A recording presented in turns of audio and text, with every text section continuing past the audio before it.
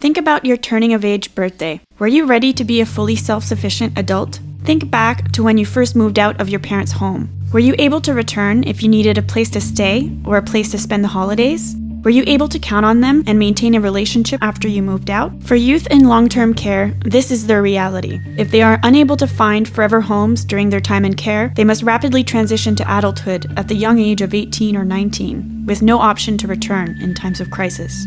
This is due to provincial legislation across Canada mandating child welfare agencies to release youth from their care at the age of majority. This contrasts with the experience of their peers, who tend to stay at home up until the age of 29 and continue to rely on their families, friends, and communities throughout their adult lives.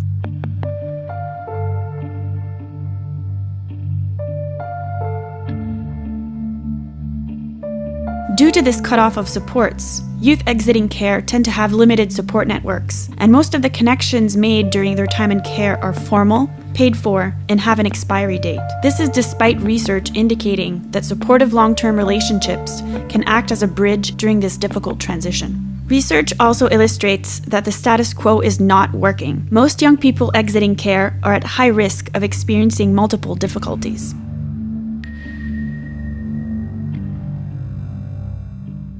Child welfare decision-making often does not include youth in care's perspectives, and their voices are often left out. This SSHRC-funded project is important because it elevates the voices of young people from care from the Greater Vancouver area to inform the policies and practices that affect them. This collaborative photo voice research project aimed to take a closer look through the power of images and accompanying captions at the relationships that matter to youth from care and how those relationships can be developed, nurtured, and sustained over time in a healthy way. Preliminary results showcase the need for broadening the definition of family to include pets and parent-like mentors, and broadening the definition of community to include online forms of connection. Connections to spirituality, culture, and the land were also identified as important, especially for racialized and Indigenous youth.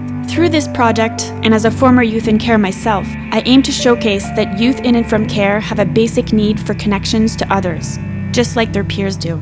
As human beings, we cannot and should not have to exist self-sufficiently and independently from others. Our peers who are not in care are not expected to age out of their families at the age of majority and continue to rely on others throughout their adulthood. This is simply a normal part of life for them. However, youth in and from care are taught to become self-sufficient as they prepare to age out of the system. To keep our inner fire alive, we need to be interconnected to others who can help us thrive within our communities. We need to be provided with the same level of ongoing care, support, and love that our peers receive, so we can get a fighting chance to thrive and not just survive.